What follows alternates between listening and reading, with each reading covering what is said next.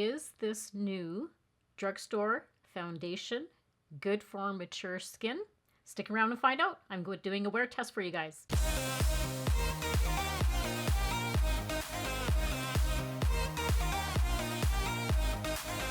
Hi everyone, welcome back to another video. If you're new here, hi, my name is Mel, and on my channel we discuss everything to do with makeup and skincare for the over 50 woman. So these are fun videos to do because we are testing out a brand new foundation, and this is a drugstore one, so I'm going to say reasonably affordable because I don't know about you guys, I've noticed that even drugstore prices are creeping up. So this one was running about $20 Canadian, and it's the new Maybelline Superstay 30-Hour Lumi Matte Foundation.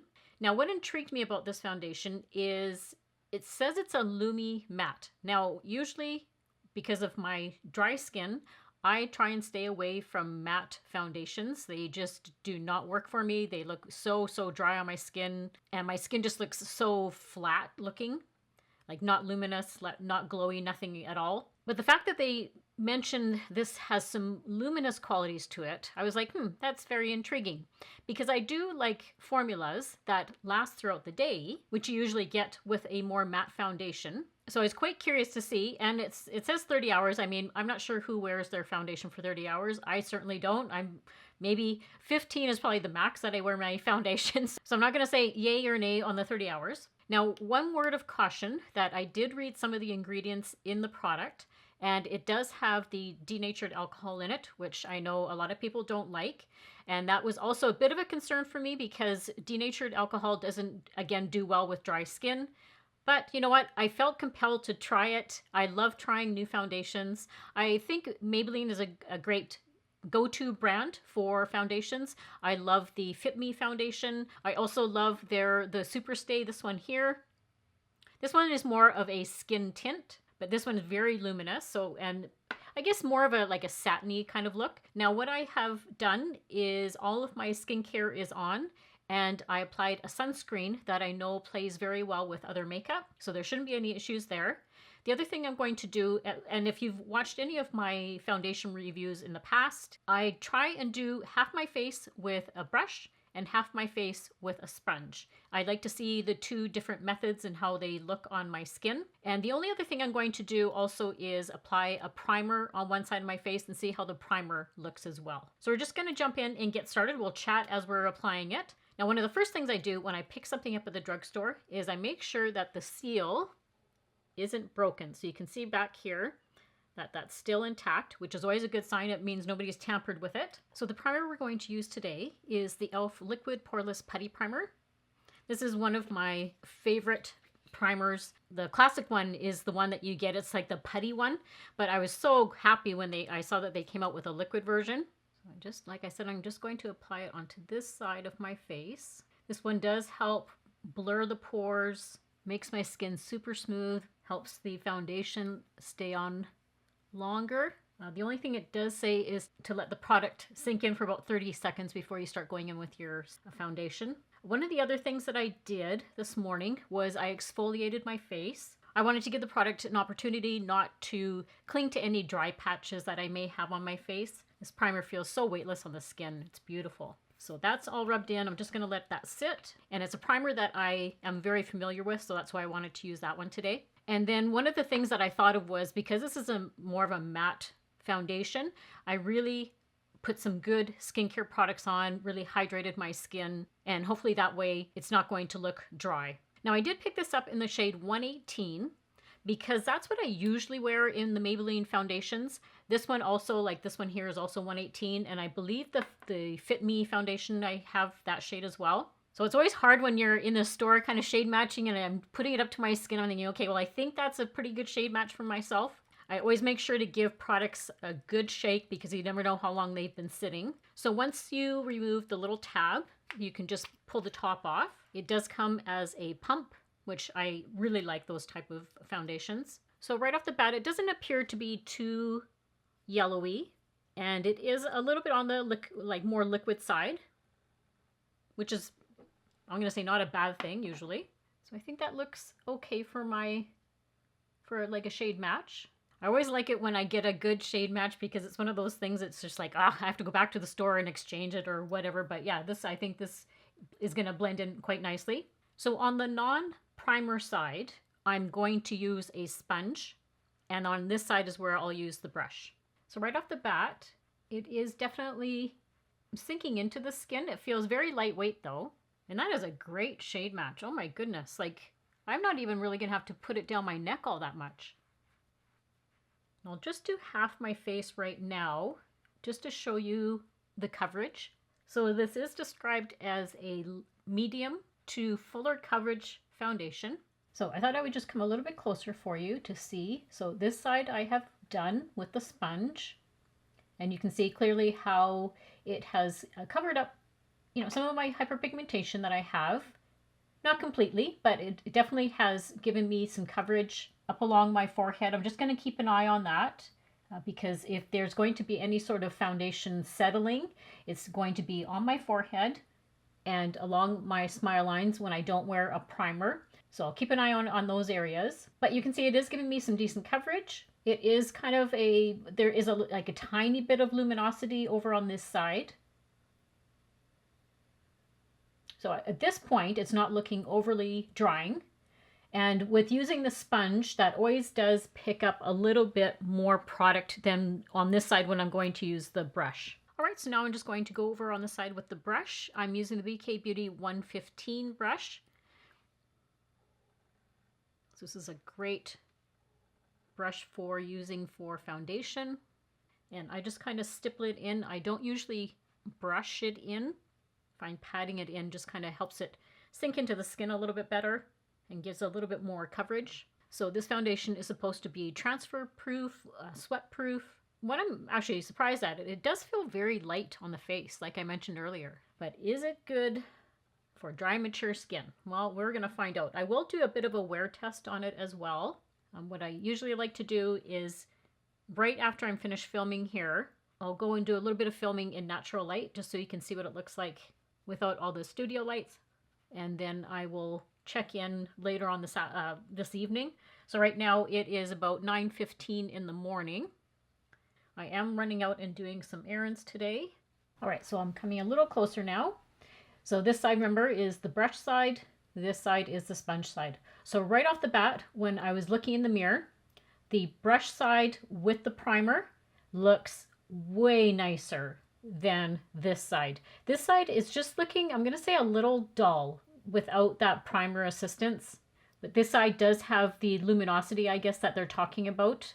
It doesn't feel tacky at all or anything. Like, it has blended in really nicely. And at this point, it's not oxidizing or anything like that. That's another thing that I always look for when I'm testing out a foundation is whether it starts turning orange after a little bit of time. I have had some foundations where they honestly just, I put them on and within a few minutes my skin is going like a little bit like orangey. But so far this is staying true. So I'm going to just quickly hop off, do the rest of my makeup, and I'll come back and then I'll just show you guys what it looks like with all the rest of my makeup applied. So I'll be back in a second. All right, I'm back. I've applied the rest of my makeup. I kept it more of a simpler look today because I wanted the focus to be on the actual foundation. But I will have everything linked and listed down below for you guys if you're curious to see what I'm wearing. So one other thing that I want to mention is I didn't apply any sort of setting powder or anything like that. That's a step that I usually don't do on my dry, mature skin anyhow. So I haven't put any powder on. I didn't use any sort of setting spray. I just want the foundation to proceed with my daily activities of what I normally do.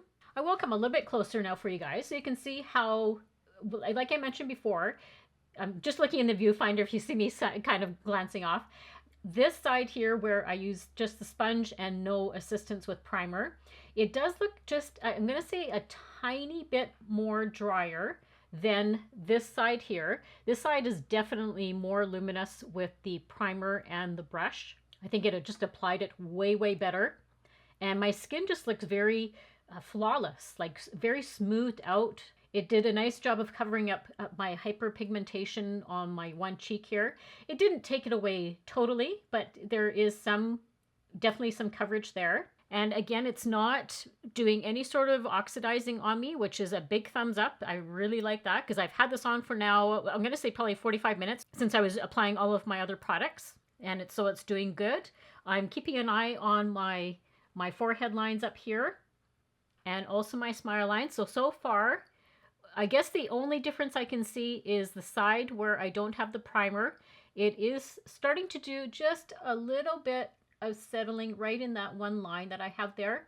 Because normally what I do with primer, and which I did on this side, is I give a little bit of extra assistance right on that line there. I put a little bit extra primer. That's where foundation and those type of products always settle in. So that's the only thing I can see is just over here, a little bit more settling than this side. But definitely I am really liking how it is looking on my skin. And I'm going to say I'm trying to give it benefit of the doubt here because it's matte, which I don't usually wear. And it has the, like I mentioned earlier, the denatured alcohol, which is a little bit more drying for skin. I get that it helps the product, the consistency of the product, and helps it look a little bit more flawless on the skin. I find it is one of those ingredients that it's in so many products that are cosmetic products. I do try and avoid it where I can. Sometimes it's just unavoidable in the products that I use. So what I'm going to do is quickly go, when I go off camera here, I'll show you what it looks like in some filming in natural light. It's kind of raining here today, so it's not going to be like a sunshine kind of look, but I'll do it nonetheless.